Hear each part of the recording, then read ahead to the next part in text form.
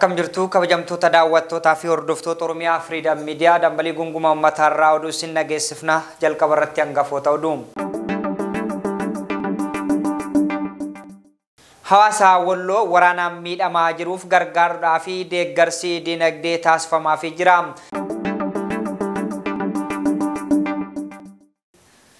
Godina Shawaa Kaabaatti bitootessa 12 irraa eegalee fardi gaarii akka hin harkifne dhorkameeti jira.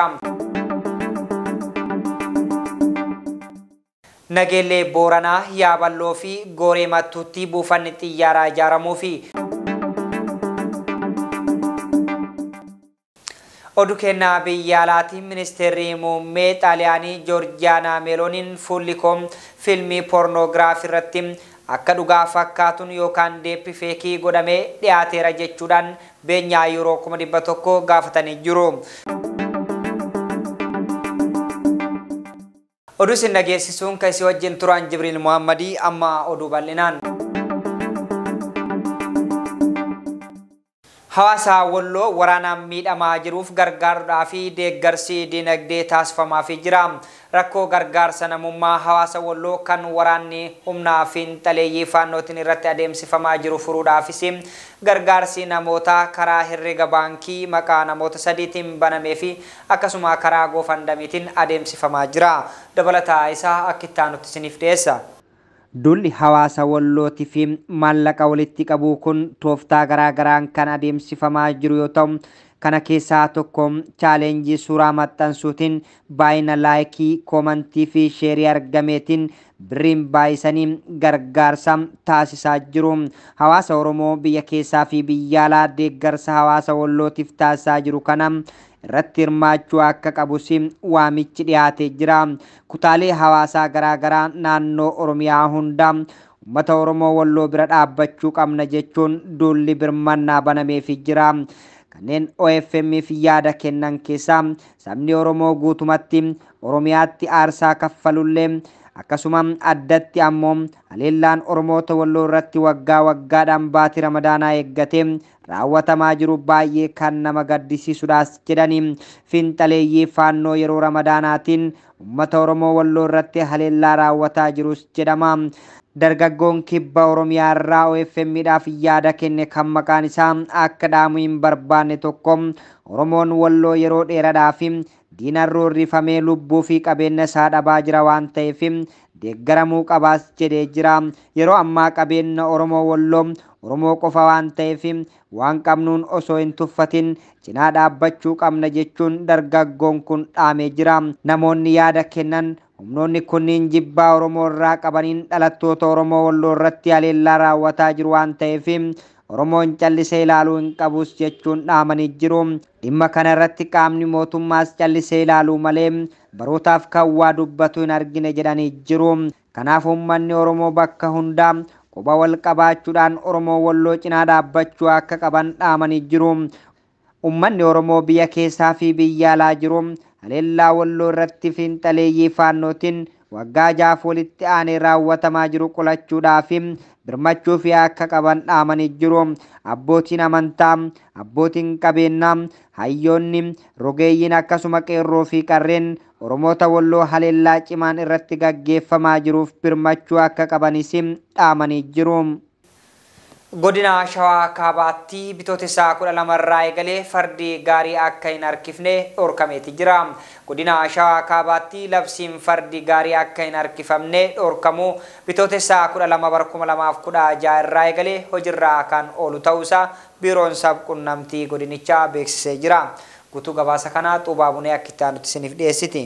Godina Shawaa Kaabaatti bitootessa 12 eegalee fardi gaarii akka hin harkifne dhorkame. Godina Shawaa Kaabaatti labsiin fardi gaarii akka hin harkifne dhorku bitootessa 12/2016 eegalee hojiirra kan oolu ta'uu biiroon sabquunnamtii godinichaa beeksise. Sagantaan kabaja fardaaf kennamuu qabu agarsiisu sadarkaa bulchiinsa magaalaa Fiicheetti kabajameera. Itti gaafatamtuun waajjira aadaaf turizimii godinichaa Adde Meeroon Makonnin yaada kennaniin aadaa uummata Oromoo keessatti fardi kabaja qaba waan ta'eef reebama qaxxaamuramaa dhagaa fontoota garaagaraa itti fe'amuun sirrii miti jedhan. Fardi guyyaa sirnaa gaafa kadhannaa gaafa duulaa fi kan kana fakkaataniif qofa akka oolu eerameera. Wixineen labsii fardi gaarii akka hin harkifne labsu abbootii gadaa fi haadholii siinqeetiin tumamuun ni yaadatama. Kantiibaan bulchiinsa magaalaa Fiichee obbo Kifluu Kabbadaa weerara biyya alaarraa biyya tiiksuu keessatti ga'een fardaa olaanaa turuu eeruun fardi kabaja isaaf malu argachuu qaba jedhan. Namoota gaarii fardaan bultii godhatanii hojjechaa turan gosa hojii biroo irratti akka bobba'an deeggarsi barbaachisu kan taasifamu ta'uu eeruun kan gaarii itti fufuu barbaadu harreen bakka buusee hojjechuu danda'a jedhan. Tajaajilli gaarii haa dhaabbatu jechuu osoo hin taane fardi golatti deebi'ee harreen gaarii hojjechuu ni dandeessi jedhan. Qaamni hundi milkaa'ina tumaalee kanaatiif gaheesaa akka bahatu dhaamameera. Addis Istaandaarditu gabaase.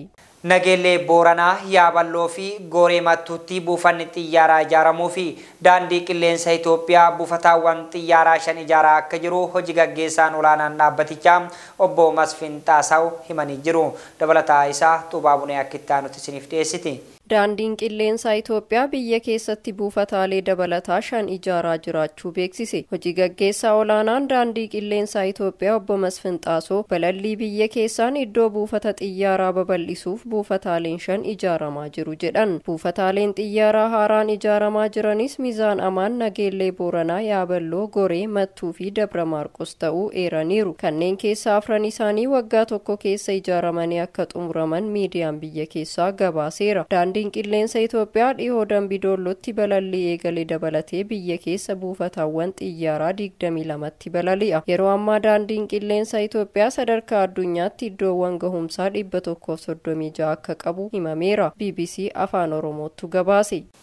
Oduu kennaa biyya alaatiin ministeerri muummee Xaaliyaanii Joorjiyaanaa Meelooniin fuulikoom fiilmii poornoogiraafii irratti akka dhugaa fakkaatuun yookaan deeppi feekii godhamee dhiyaateera jechuudhaan beenyaa yuuroo 100 gaafatanii jiru.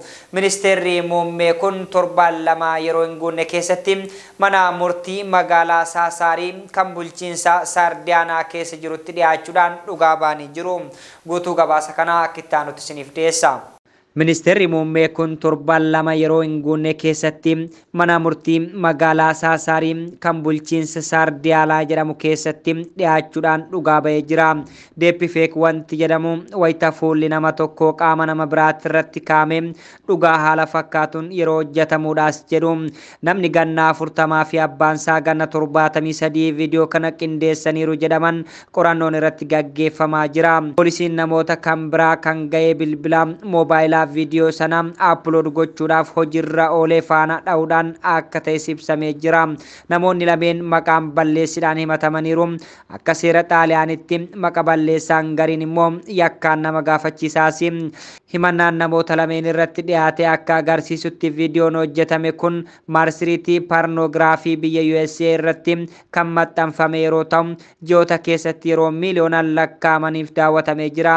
Akka gareen seera ministeera muummichaa jedhutti beenyaan isaan gaafataman fudhatama yoo argate yuuroo 100 argamu. Dubartoota haleellaa dhiiraatiin irra gaame miidhamaniif aljoomaas jedhamee jira. Abukaatoon Meeloonii Maariyaa Juuliyaanaan maallaqni beenyadhaaf gaafatame dubartoonni haala wal fakkaatan miidhaman irra ga'e himachuu akka hin saalfanneef jajjabeessuudhaafis jedhanii jiru. Viidiyoon Joorjiyaanaa Meeloonii kan hojjetame bara 2022tti ministeera muummee biyyattii ta'uun filatamuu isiitiin duratti ta'us dubbatama. Viidiyoowwan poornoogiraafiidhaan deeppi feekiin godhamuudhaan hojjetaman intarneeta gubbaa heddummachaa akka jiru himamaa jira. Keessumaa dubartoonni haala kanaan miidhamanii jiranis fuula isaanii fuula dubartii saalqunnamtii raawwattuu biroo bakka bu'ee yeroo arganitti miira cabuu guddaan akka itti dhaga'amus dubbatamaa jira. Egaa kabajamtoota daawwattootaa fi hordoftoota Oromiyaa Freedom Media dambalii gungumaa uummataa irraa oduunarraaf qopheeffanne kanneen hangammaa turani. Oduu sin dhageessuun keessi wajjin ture Jibriil Muhammadii ogummaa kaameraaf teeknikaatiin Umar Jamaaltuun afaana ture. Qophiilee Oromiyaa Freedom Media kanneen hafa waliin turtii gaarii.